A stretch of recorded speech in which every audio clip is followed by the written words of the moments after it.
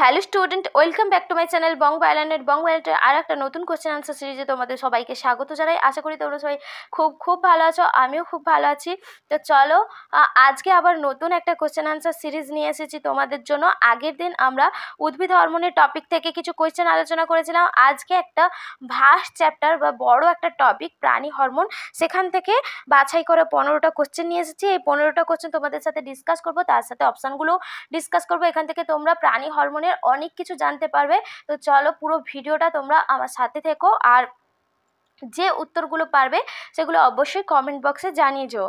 এই যে প্রাণী হরমোনের যে কোশ্চেনগুলো রয়েছে এর পিডিএফটা যদি পেতে চাও অবশ্যই বং বায়োলনেটের টেলিগ্রাম চ্যানেলে জয়েন করে যেও। তো চলো দেখা যাক আমরা কোশ্চেনগুলো কী রয়েছে, একটুখানি শুরু করি ক্লাসটা। দেখো, প্রথম প্রশ্ন রয়েছে প্রাণী হরমোনের প্রধান উৎস। 4টে অপশন রয়েছে, অন্তঃক্ষরা গ্রন্থি, বহিঃক্ষরা গ্রন্থি, মিশ্র গ্রন্থি, কোনোটাই নয়। দেখো, অবশ্যই হবে প্রাণী হরমোনের উৎস অন্তঃক্ষরা গ্রন্থি। অপশন কয়েকটা হয়ে যাবে সঠিক আনসার।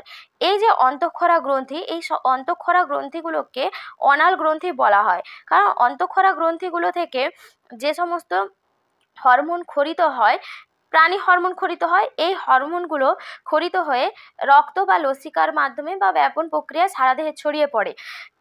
এর কোনো নালিকা থাকে না, ঠিক আছে।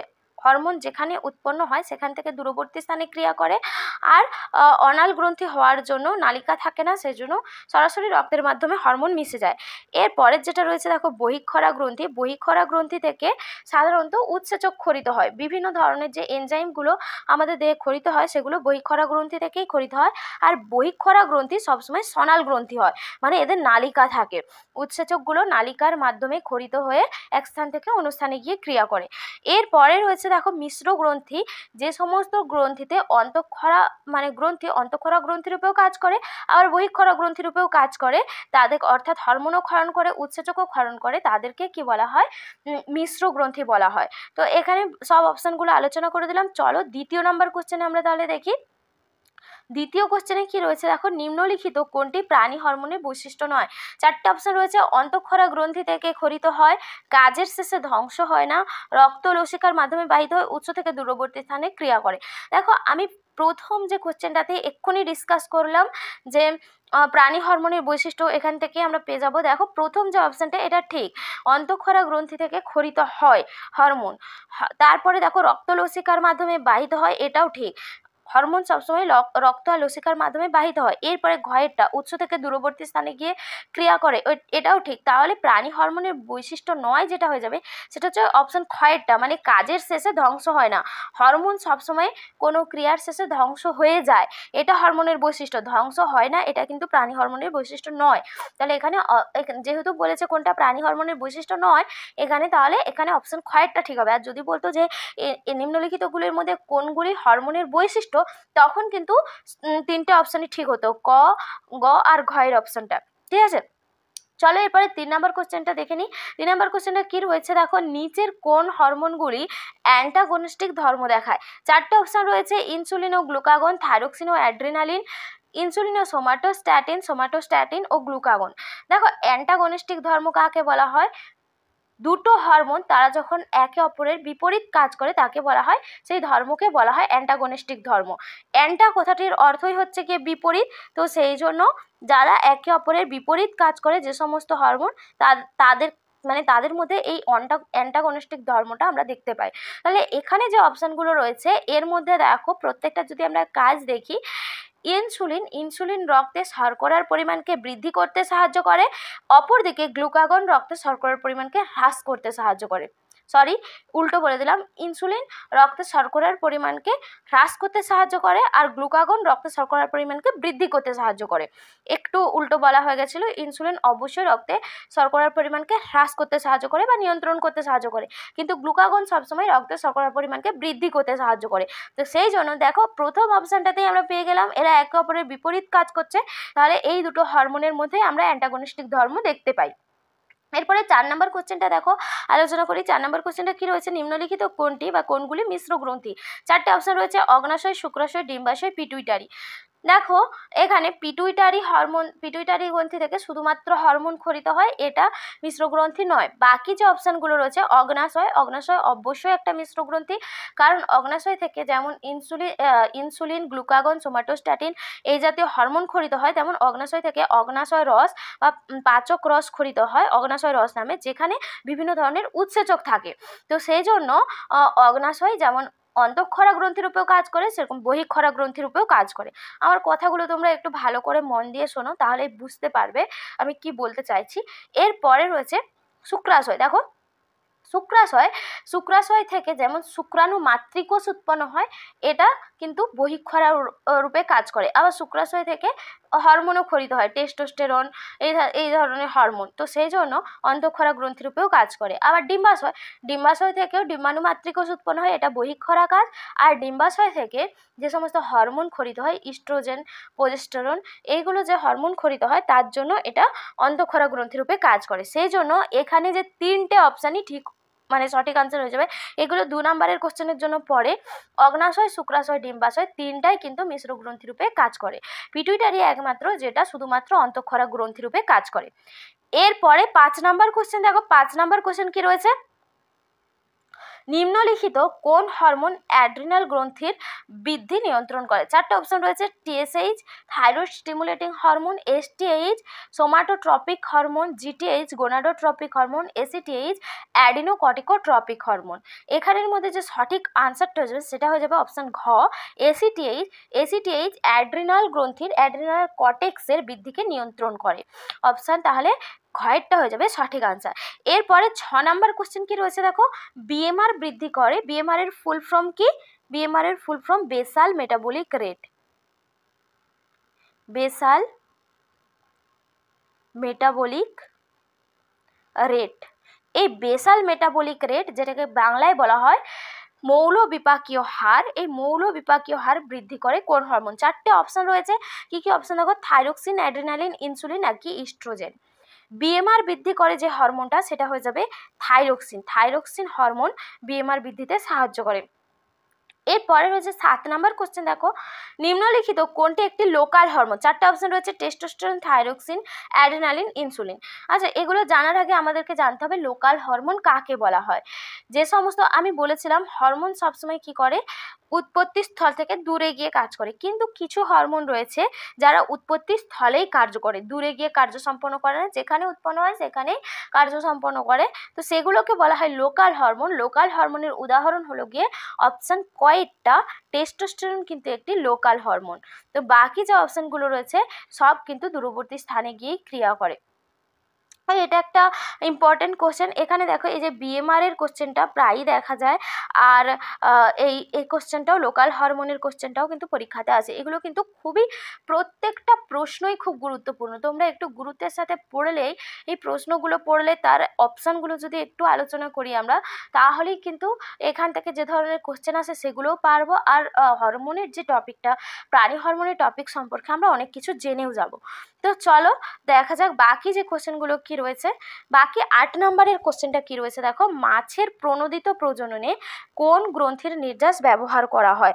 4টা অপশন রয়েছে, থাইরয়েড, প্রিনিয়াল, থাইমাস, পিটুইটারি। দেখো মাছের প্রণোদিত প্রজনন বলতে মাছের যে কৃত্রিম প্রজননে কি করতে হয়, পুরুষ মাছ আর স্ত্রী মাছকে ইনজেকশন, কোনো একটা গ্রন্থির নির্যাস দিয়ে ইনজেকশন দেওয়া হয়, তার ফলে কি হয়, মাছের দেহ থেকে ডিম্বাণু আর শুক্রাণু উৎপন্ন হয় এবং সেগুলোকে জলের মধ্যে দিয়ে কৃত্রিমভাবে মোটামুটি মাছের চারাপোনা উৎপন্ন করা হয় বা মাছের চাষ করা হয়, ঠিক আছে।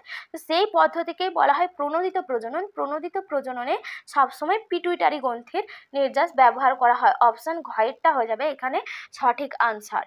এরপরে রয়েছে দেখো 9 নম্বর কোশ্চেন কি রয়েছে, বৃক্কীয় নালিকায় জলের পুনঃশোষণ ঘটায় কোন হরমোন? 4টা অপশন রয়েছে, এডিএইচ অ্যান্টি ডাইউরেটিক হরমোন, ফুল ফর্মগুলো বলে দিচ্ছি, এডিএইচ এর full form anti diuretic hormone, GTH gonadotropic hormone, STH somatotropic hormone, LH luteinising hormone, ঠিক আছে।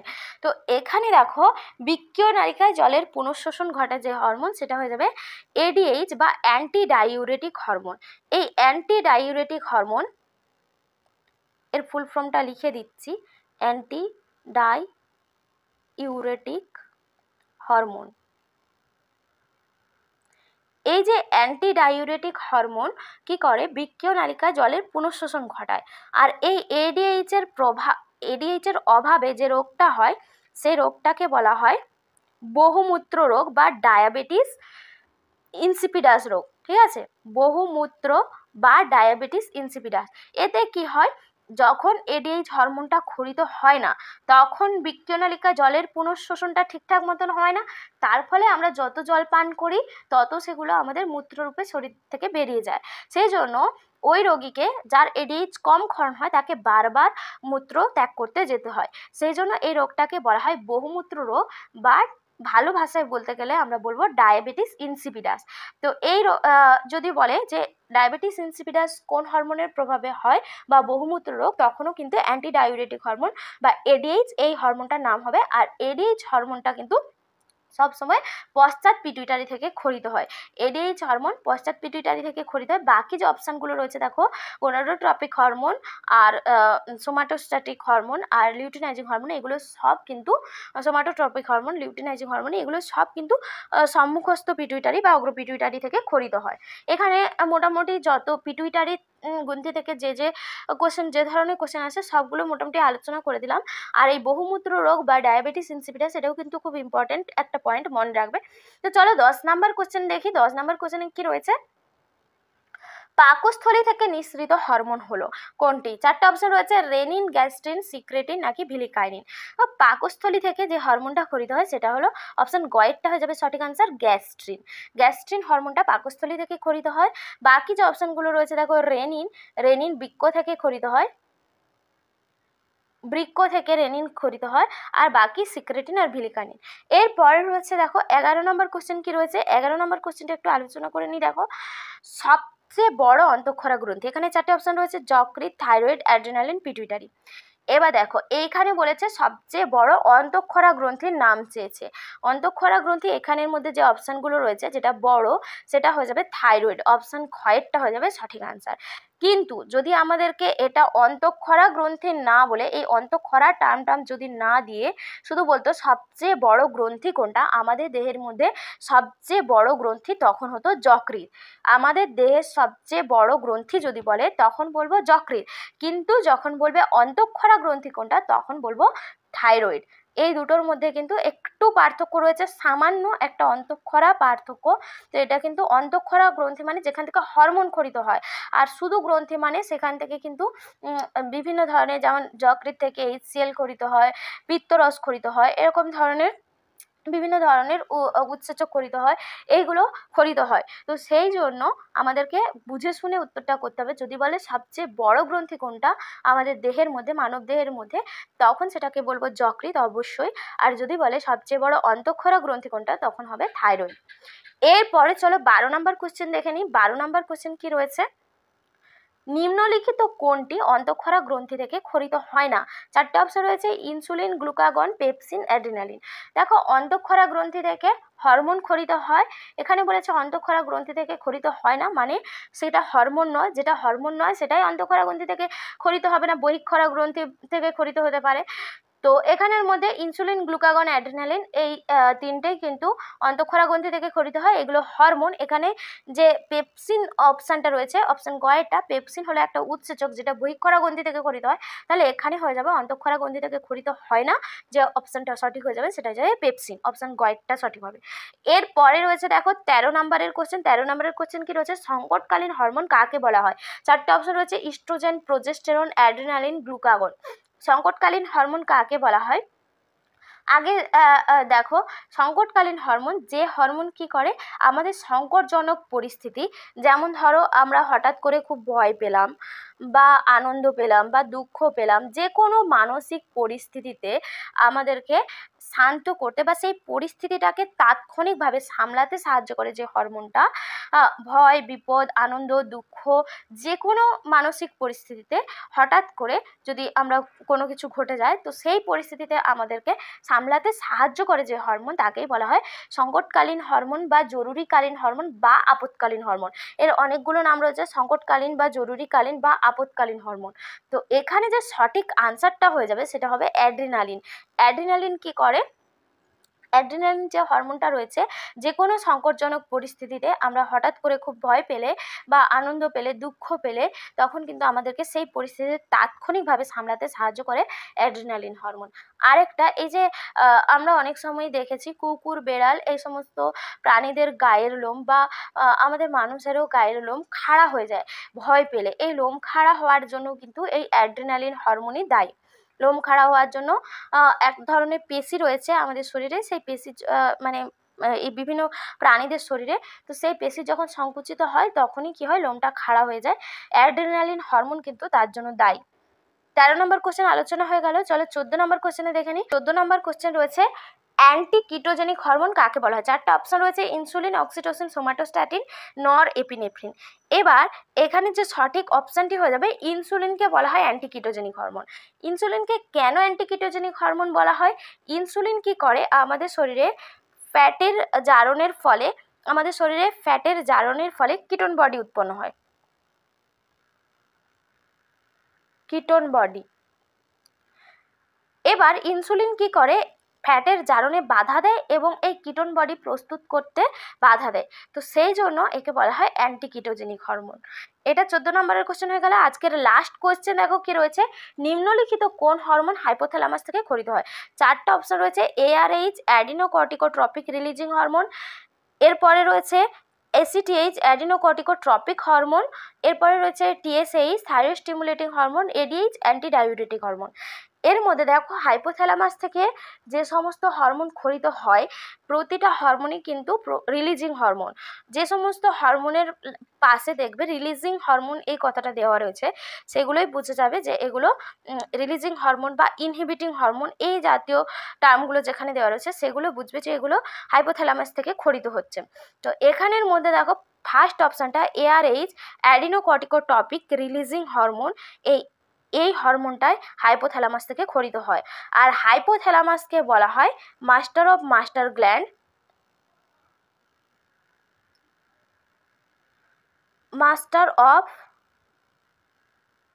মাস্টার গ্ল্যান্ড বা প্রভুর প্রভুগ্রন্থি।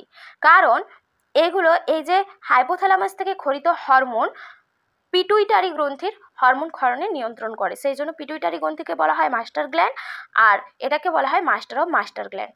তো আজকে এতটা পর্যন্তই ছিল। আজকের ক্লাস তোমাদের কেমন লেগেছে অবশ্যই কমেন্ট করে জানিও। ভালো লাগলে অবশ্যই লাইক, শেয়ার, সাবস্ক্রাইব করতে ভুলে যেও না। এরকম টপিক ওয়াইজ ভিডিও তোমাদের জন্য আসতেই থাকবে, তোমরা পাশে থেকো, সাথে থেকো, আর খুব ভালো করে প্রিপারেশন নাও। আজকে এতটাই, আবার দেখা হবে পরবর্তী ক্লাসে। টাটা।